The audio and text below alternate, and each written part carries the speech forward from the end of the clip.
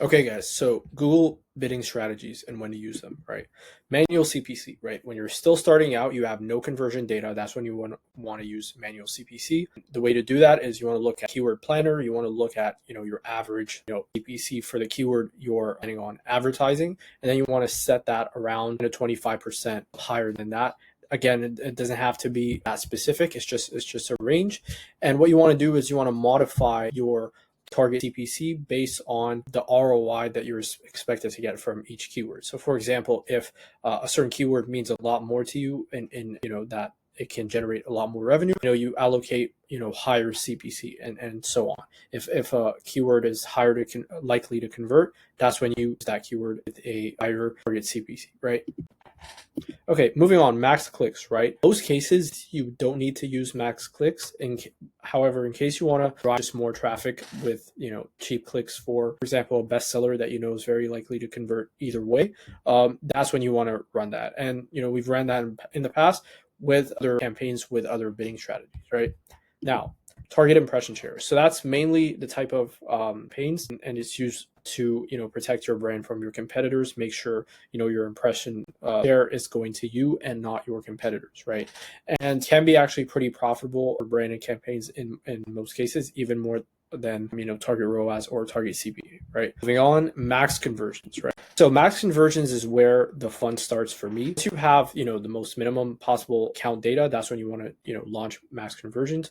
Why? Because that's going to massively leverage Google's algorithm to propel your performance to another level, right? The thing I've learned about Google is you can never outsmart the algorithm, so you want to use it to your advantage, right?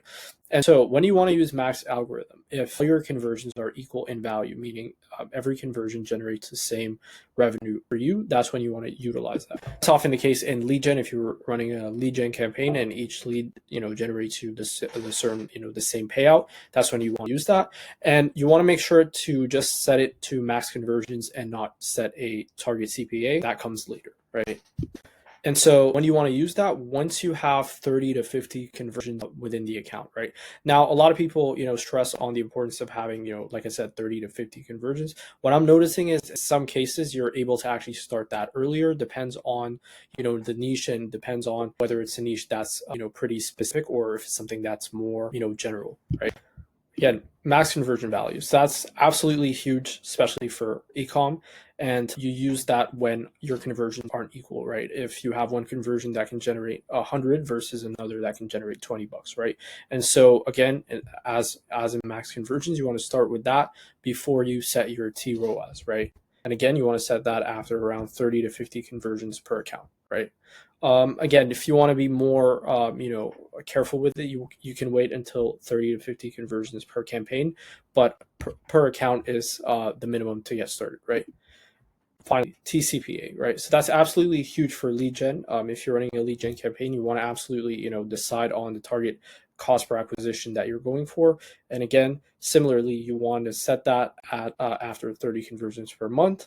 And what you want to do is you want to look at your 30-day average average CPA, and you want to set that to be conservative. You want to set that around 10 to 20% lower, and then you want to then the 30-day average, and then every 3 to 4 weeks, that's when you increase by 10 to 20%, right? And like I said, you increase or decrease that based on your 30-day performance. Make sure to not tamper with it. I see people change that, every 2 seconds. That's not supposed to be the case. You're supposed to keep it for 3 to 4 weeks to judge properly its impact on your performance and then to make adjustments from there. Finally, target ROAS, same exact thing. Again, huge for ecom, and you set that after 30 conversions. You set around 10 to 20% lower than your 30-day average, and then you increase by 10 to 20% from there. If you want to scale, that's when you often remove your tROAS or decrease it, right? The lower your tROAS, the more the campaign is able to spend, right? Conversely, the higher it is, the less it's able to spend because the campaign is making sure it gets you that target ROAS, right? Now, if you can't achieve this target ROAS that you've set, you want to go a bit lower, right? So with that being said, I hope that was helpful. If you have any questions, feel free to reach out.